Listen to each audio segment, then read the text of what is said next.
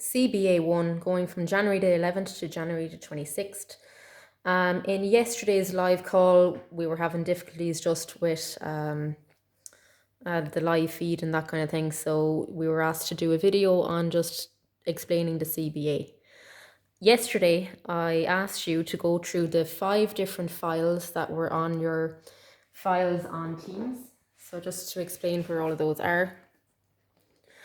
All you needed to do was into Maths, go to CBA 1, click on Files, and you'll have the 5 different files come up. Now, the first one, as I was going through, are the kind of 5 steps you need to do in order to actually do your project. Okay, so if you open it, you will see that the first thing that you need to do is make a statement. Okay, so that means pose a problem. Come up with something in maths that you'd like to know.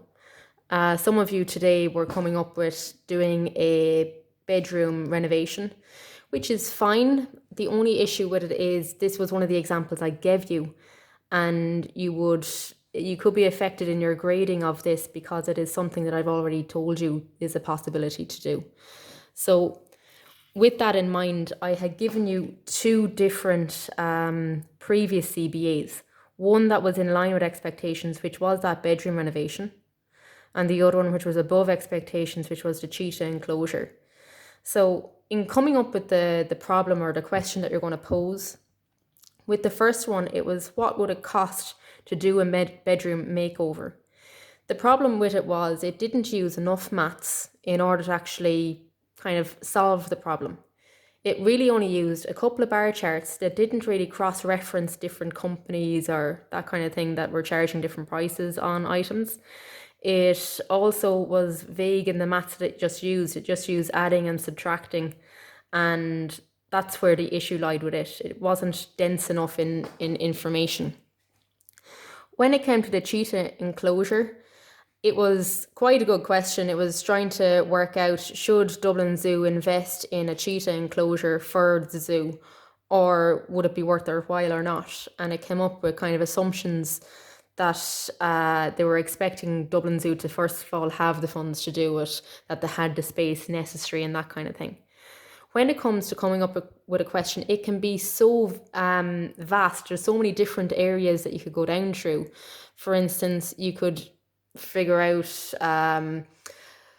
with the rainfall in Ireland, would you be able to run all the water that the house needs based on the rainfall in Ireland in any given year? Would you have enough water to wash, clean, that kind of thing? You could do a question, something based on that. Dream holidays, loads of different things. But there are 5 steps that you need to do in order to answer the question. The second last item that we have, sorry, my screen went blank. The second last item that's there is the features of quality for the CBA. And that is basically what will get you below expectations, in line with expectations, above expectations, exceptional, or yet to meet expectations. So they're the 4 grading systems. So the key thing is, when it comes to coming up with the question, you're at an advantage if you come up with the question yourself. If by Thursday you do not have a question kind of developed, or you don't know what you're doing and you just go with the bedroom makeover, or you're asking me for an example of what to do, basically it means that you're starting at the grading of in line with expectation. So it is better for you if you come up with something of your own choosing, whatever it may be, okay?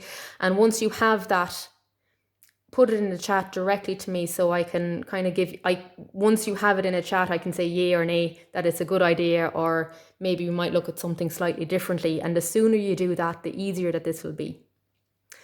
So just going through that, the problem solving toolkit is, again, it is to help you what you need to do to make a statement, what you need to do, or the strategies that you need to do in order to help you solve the problem, how to make assumptions, and what is drawing conclusions, making reflections, and so on. So I've just kind of handwritten briefly what that student guideline is first. So the first thing is you have to make your statement. Once you've your statement made, you've your problem posed, you're going to choose and develop methods to solve the problem.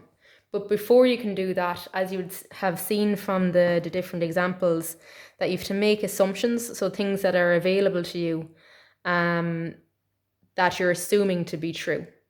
And then you're going to follow steps at what you are going to do in order to come up with the maths or to come up with the research in order to solve the maths.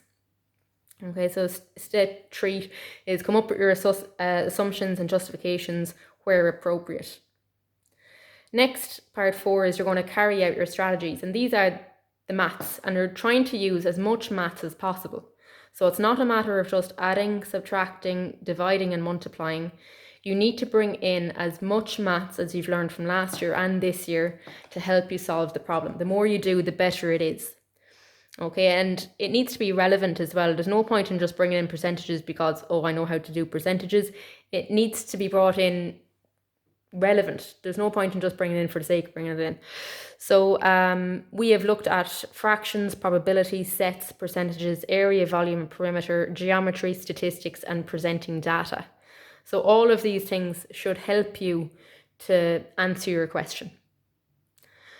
Once you've figured out how to carry out your strategies or what objects you'd like to carry out, thing that people didn't make a fantastic attempt at last year was drawing conclusions.